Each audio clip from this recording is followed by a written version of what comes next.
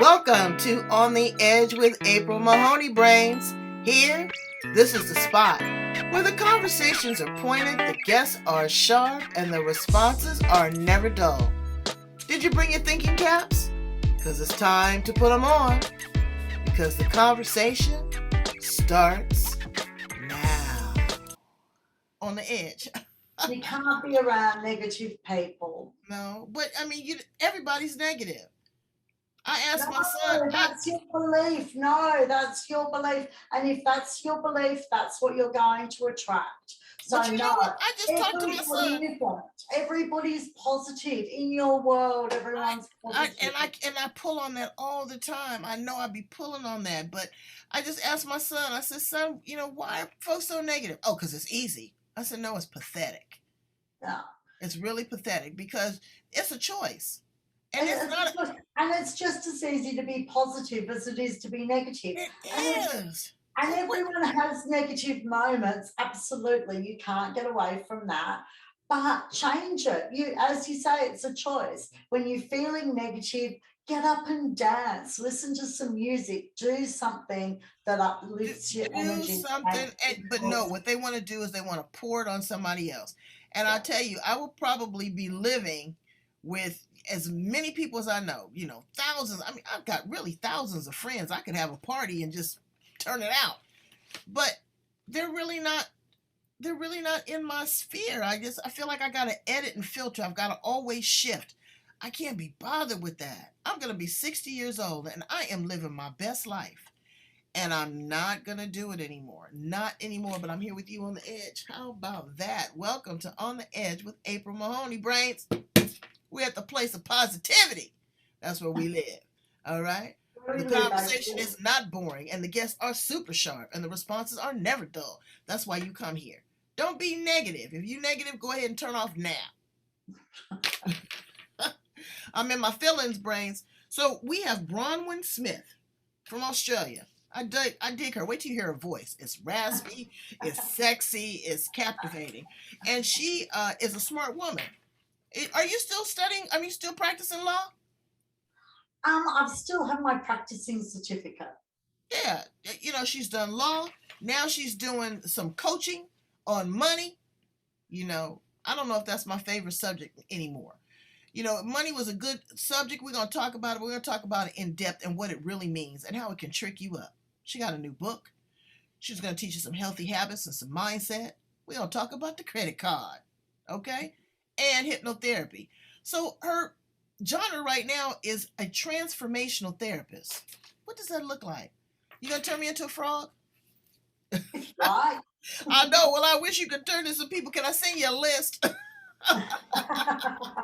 And I mean that with love. I mean that with love. But I just don't get it. People are just caught up in all kinds of stuff. And there's so much in life to look forward to. There's so many opportunities that you can have if you can be smart, if you can be heady with your money. Sometimes it's just a good negotiating skill. Sometimes it's just good balancing. Please tell us a little bit more about you and work with us and trying to get our head around this. Folks are Hi, jacked up. April. Hi, everyone. It's so nice to be here with you. So, money. I mean, money is in all facets of our life.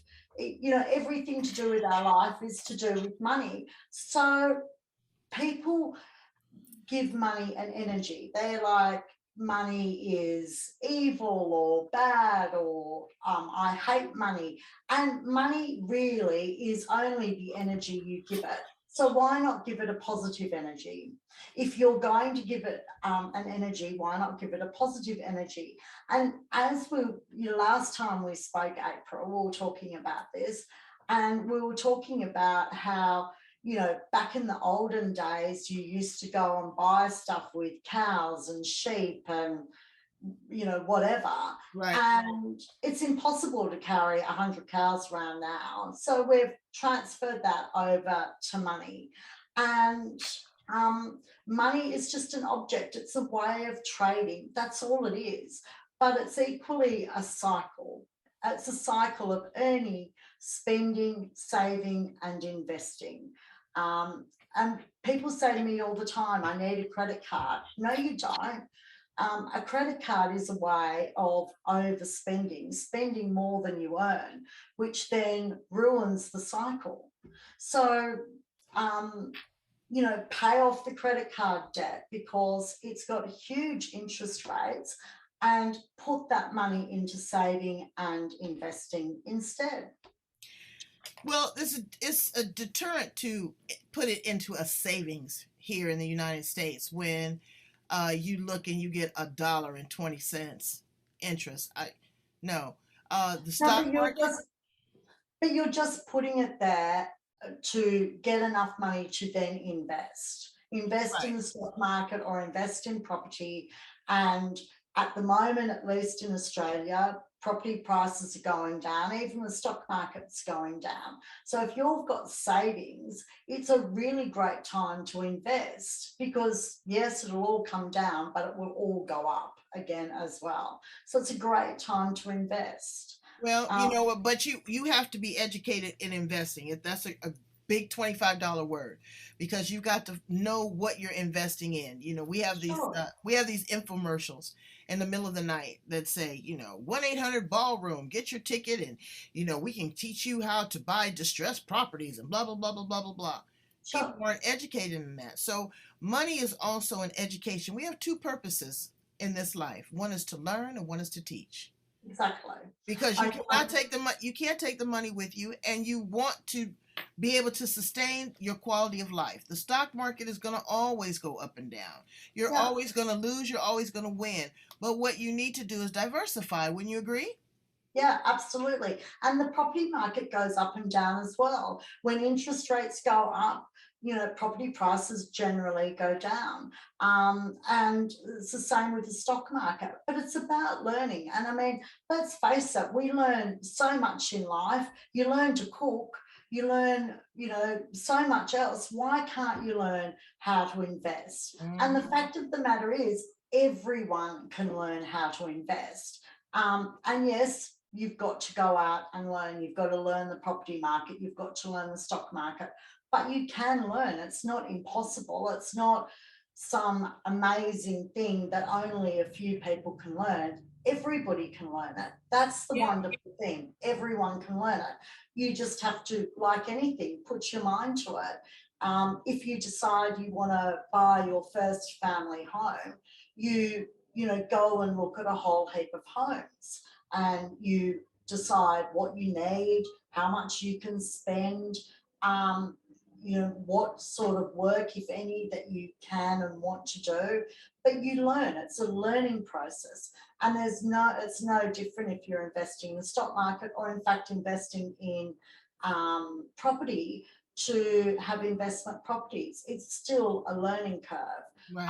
So yeah, you've got And to so, learn it. and when you talk But about investing, but also investing in yourself, in coaching, and yeah, working with someone that has the expertise that can keep you on track, that yeah. can keep you motivated, keep you pumped, that can ask you the right questions, and have some accountability.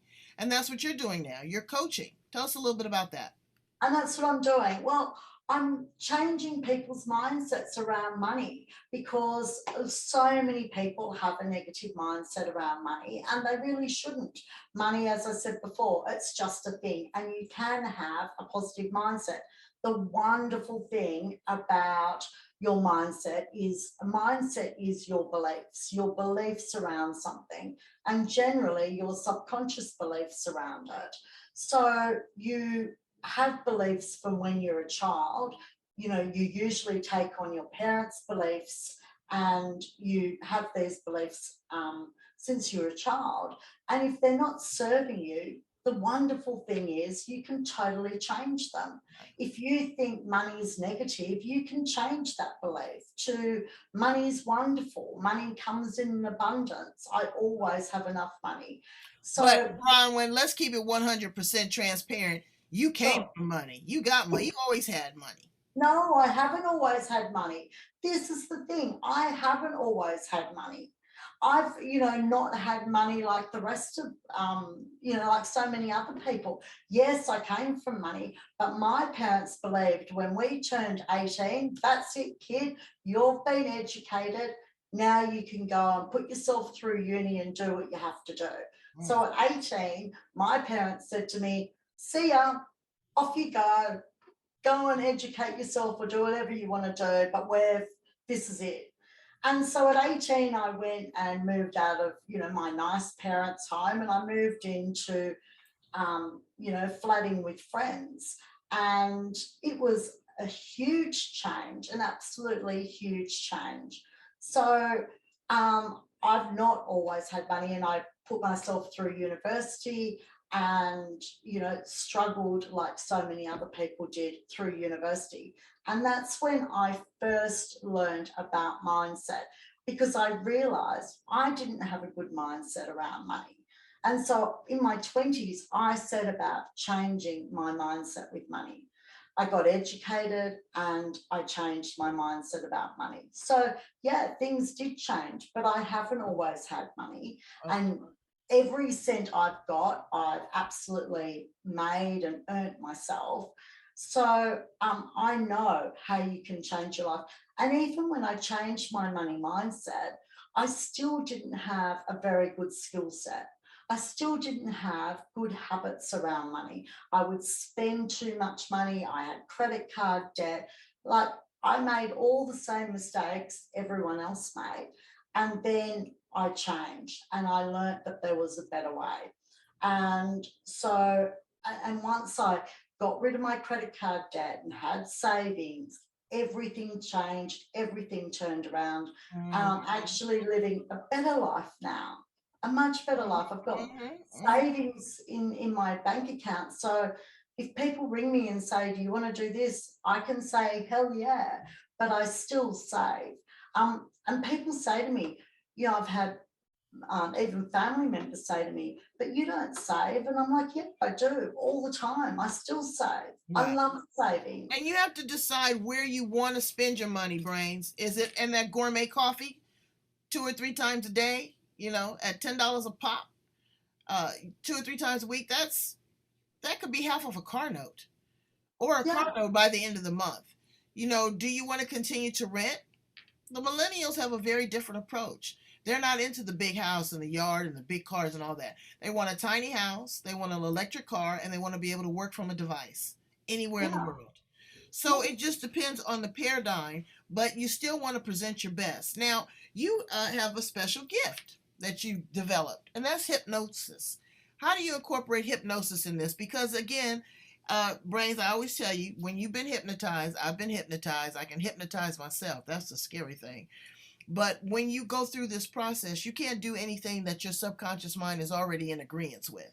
What they're doing is pulling the information forward and also implanting some neurolinguistic programming, which is some different type of conversation that goes all the way to the cellular level of who you Yeah. are. It changes your DNA. So how did you get turned on to hypnotherapy, and how did you incorporate that in your work? Well, I've always loved hypnotherapy, and that's actually where I started. So I wanted to change my career, and I was trying to figure out what to do. And then um, I went back to hypnotherapy, and I found a teacher. Her name's Marissa Peer. So I actually she taught me her version of hypnotherapy, which is rapid transformational therapy, RTT. And she trained me, and that's where it all started, with being trained by Marissa Peer, who has this amazing hypnotherapy that's really quick. You go in, you find out where that person got the belief, and as you said, you transform that belief into something positive, something that will serve the person. Mm. So when you say serve the person, is that bringing? So serve the person in terms of, if the person has, a negative money mindset, negative spending habits, negative savings habits, then you find out, firstly, you hypnotize the person, and everybody hypnotizes themselves. Hypnosis is a completely natural process. It's a completely natural process. So you go back and you find out where the person got in this case, the negative money beliefs. Where did that occur?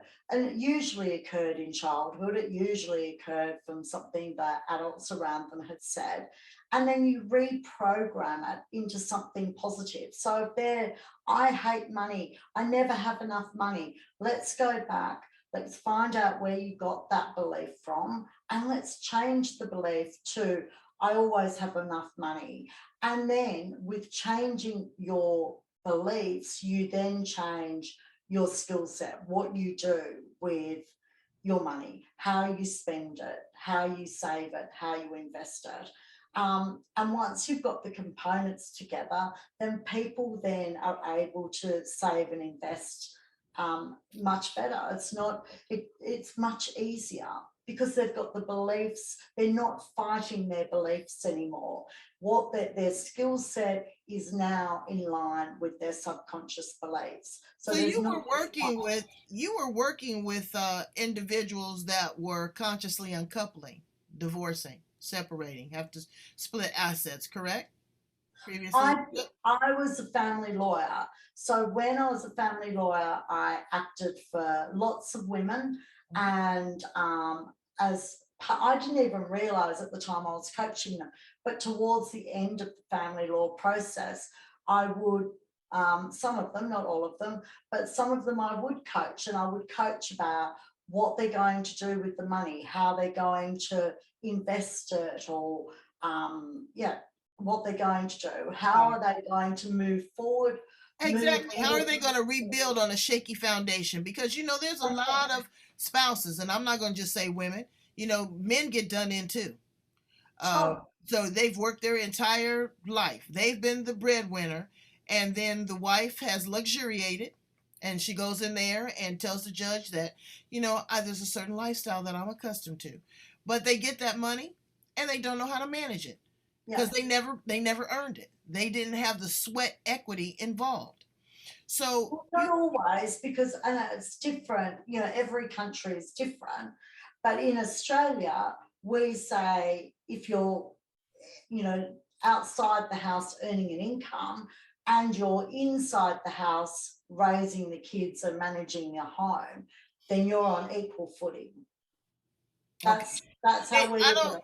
Yeah, I think you gotta fight for a foothold here a little bit more. I've never, thank God, have to been through the divorce process, but I know many of people, and they have just traumatized afterwards.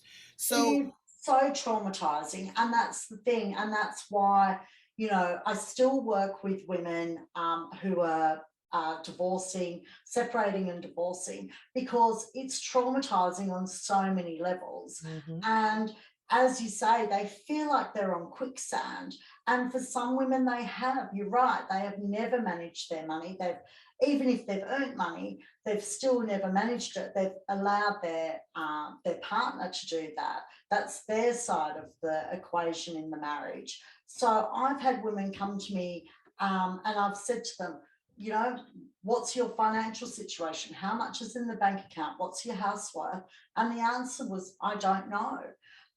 So you need to learn where your money's at. Always, whether you're single, married, you should always know where your money's at. And understand international currency. Teach your children financial literacy from an early age. It's not just about, here, put this in your piggy bank, but what are you going to do? What are you saving for? What if you take half of this? How are you paying it forward? How are you showing gratitude? Do you write that thank you note when grandma and grandpa give you that $15 or $20? They don't teach the basic principles of the energy around the money. The money and the paper is just the exchange.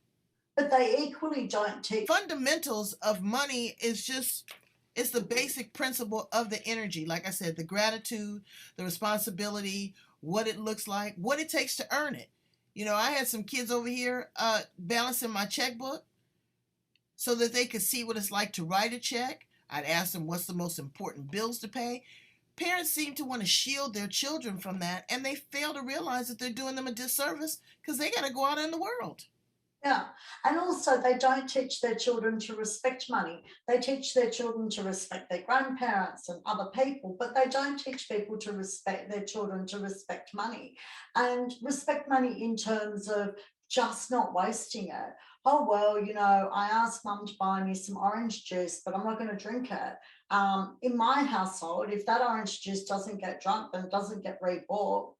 Simple as that. And I say, look at all this stuff that we're, food that we're chucking away. Not that I chuck away a lot, but if I am, I'm like, this is money. This orange juice was $2. Are you going to get a $2 bill, rip it up and flush it down the toilet? No. So it's not just about teaching them the basics of money, but it's to teach them to respect money as well, to respect your money, to respect their own money, to think about what they're buying with their money. Do they really need it? Is it, is it a toy that's just going to go into the cupboard? And there's You nothing gotta wrong with look, yeah, you gotta have a little whimsical, but your whimsical sure. cannot be your practical or your regular. You also wrote a book. Do you have the book there? No, I'm writing it. It hasn't finished yet. It Oh, comes out the 8th of November. well, what's So, inside the pages of that book, Bronwyn?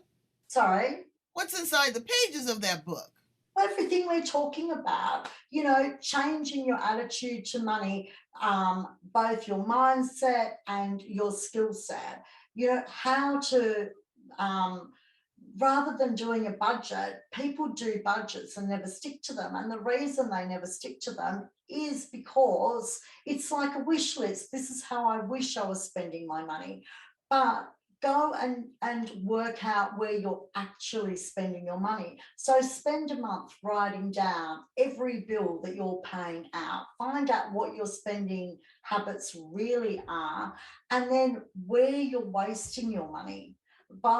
Buying 2 or 3 coffees a day, a coffee on the way to work and a coffee at mid-morning, when you can make a coffee at work rather than buying them. So where are you actually spending your money, and where can you change those spending habits and put that money into a savings account?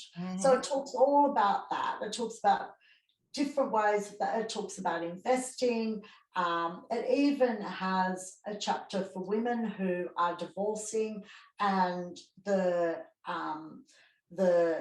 emotional stages women go through, and men and women go through when they're separating and divorcing.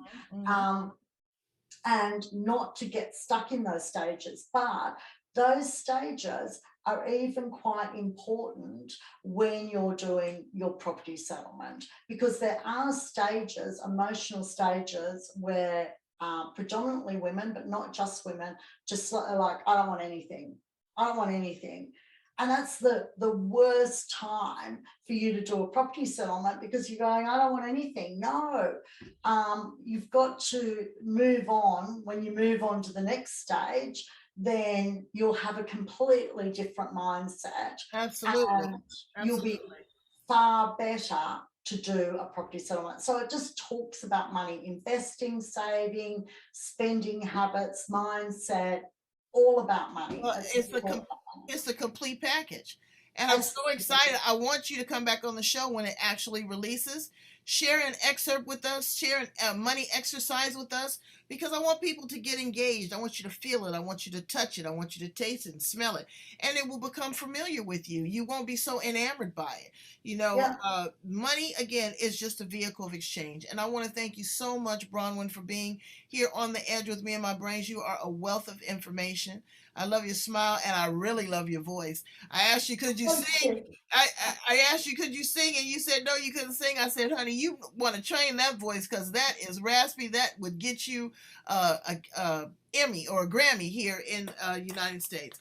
Brains, I I need you to love go it. in and like, love, and share this episode. Like, love, and share here on the edge, because we want you to have the best life possible. And we're going to pour into you and share with you what we have and what we know.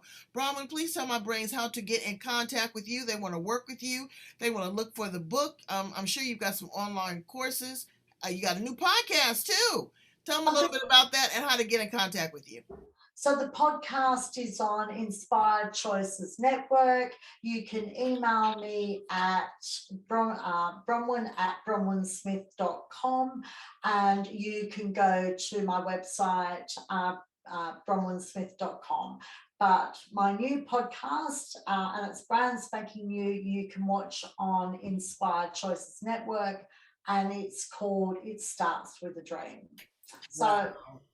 email me or go to my website, or follow me on Instagram and Facebook as well. Follow her, Brains. You won't be sorry. You will not be sorry. She knows what she's talking about. Thank you so much from the land down under, coming here to San Diego. Come on holiday. I take some of that money you have in your savings and come out here on holiday. I will. I'd love to. And I'll treat you like a queen, I promise. On a budget. I love you, Brains. Take care of yourself. Take care of your money. Take care of your finances. Take care of your heart. And after you've taken care of all that, pour the rest forward. All right. Thanks, Bronwyn. Bye now. Bye. Thanks, April. Bye. Bye, everyone.